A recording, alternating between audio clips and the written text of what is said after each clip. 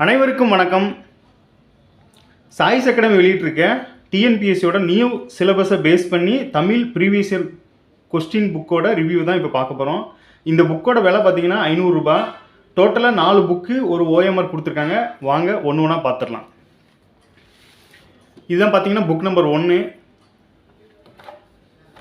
இதில் 2025 நியூ சிலபஸை பேஸ் பண்ணி கொடுத்துருக்காங்க. 2022, 23, 24.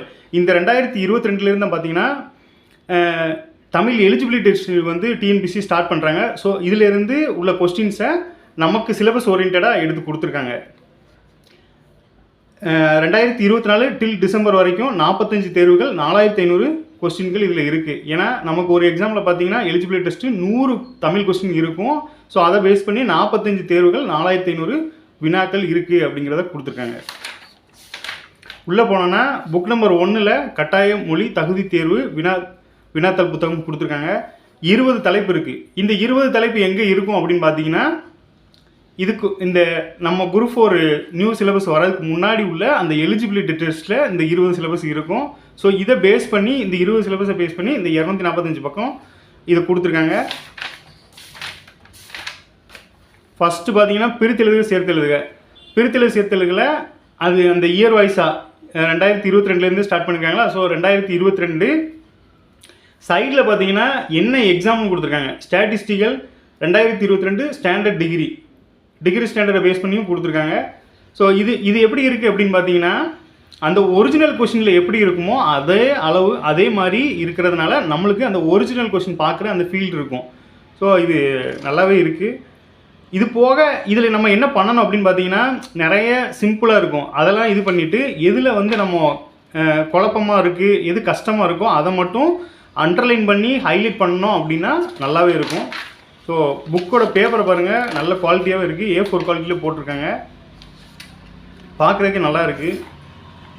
அடுத்து பார்த்தீங்கன்னா இதுதான் இந்த எக்ஸாம் எப்படி நடக்கும் அப்படின்னு பார்த்தீங்கன்னா, இந்த டெக்னிக்கல் நான் டெக்னிக்கல் எலிஜிபிலிட்டியை பேஸ் பண்ணி நடக்கிற எக்ஸாமோட இந்த 20 டாபிக் கொடுத்துருக்காங்க.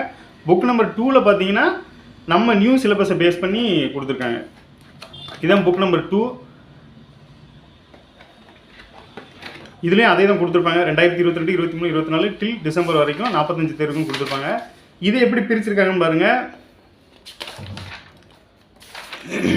21 அதில் 20 வரை கொடுத்துருந்தாங்களா. ஸோ 21 பார்த்தீங்கன்னா 40 வரைக்கும் இதில் கொடுத்துருக்காங்க. நியூ சிலபஸை பேஸ் பண்ணி மீதி உள்ளது எல்லாமே இதில் இருக்குது. ஸோ பேச்சு வழக்குலேருந்து ஸ்டார்ட் ஆகிருக்கு.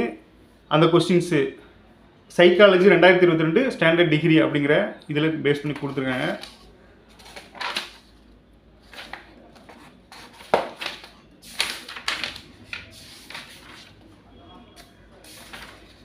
இதுக்கு முன்னாடி பார்த்தீங்கன்னா சார் வந்து தமிழ், ஜிகே, மேக்ஸ் 3க்குமே இதே மாதிரி ஓல்டு கொஸ்டின் எல்லாமே கவர் பண்ணியே போட்டிருந்தாங்க.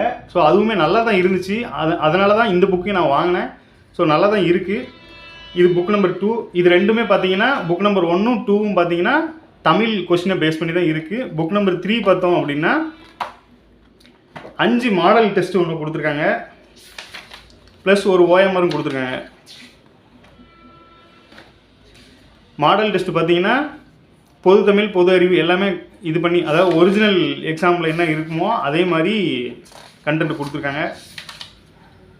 இது என்னென்னா எழுத்து மட்டும் கொஞ்சம் சின்னதாக இருக்குது. 5 டெஸ்ட்டு கொடுத்துருக்காங்க. இதெல்லாமே பார்த்தீங்கன்னா இந்த டிஎன்பிசி ஃபார்மேட்லேயே இருக்கும். ப்ளஸ் அந்த 5 டெஸ்ட்டுக்கும் சேர்த்து 5 ஓஎம்ஆர் கொடுத்துருக்காங்க. ஓஎம்ஆர் பார்த்தீங்கன்னா அப்படியே ஒரிஜினல் டிஎன்பிசியில் எப்படி இருக்குமோ அதே மாதிரி ஒரிஜினலாக இருக்குது. ஸோ அது நல்லா தான் இருக்குது. மோஸ்ட்லி டெஸ்ட்டு போடும்போது ஓஎம்ஆரில் போட்டதே நல்லது. ஸோ இதுவும் நல்லா தான் இருக்குது. அடுத்து புக் நம்பர் 4, புக் நம்பர் 3. இதில் என்ன கொடுத்துருக்காங்க அப்படின்னு பார்த்தீங்கன்னா டேட்டா. இதுதான் முக்கியமானது. ஜிகேயோட டேட்டா என்னெல்லாம் இருக்குது அப்படின்னு பாருங்கள்.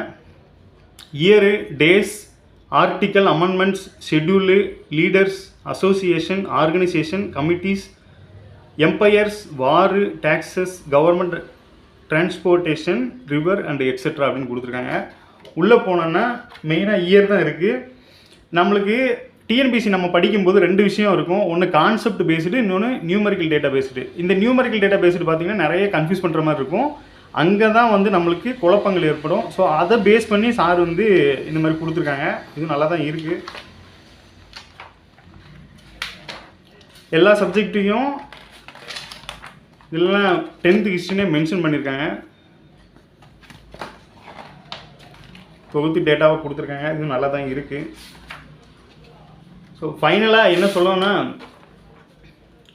4 புக்கு ஒரு OMR சேர்த்து 500 ரூபா போட்டிருக்காங்க. இந்த புக்கோட கவுண்டிங்லாம் பார்த்தீங்க அப்படின்னா புக்கோட பேஜஸ் கவுண்டிங் பாருங்கள். புக் நம்பர் 1ல் பார்த்தீங்கன்னா 245 பேஜ், புக் நம்பர் 2ல் 270, புக் நம்பர் 3ல் 80 பேஜஸ், புக் நம்பர் 4ல் 19 பேஜஸ், OMR 5 சேர்த்து 619 பேஜஸ் 500 ரூபாய்க்கு வழங்குறாங்க. ஸோ இது பேப்பர் குவாலிட்டி எல்லாமே பார்த்தீங்கன்னா A4 குவாலிட்டியிலே இருக்குது. ஸோ நல்லாவே இருக்கிறதுனால ஒர்த்து தான், புக்கு ஒர்த்து தான். ஸோ நீங்களும் வாங்கியிருந்தீங்க அப்படின்னா கமெண்டில் உங்களோட ஃபீட்பேக்கையும் கொடுங்க. நன்றி.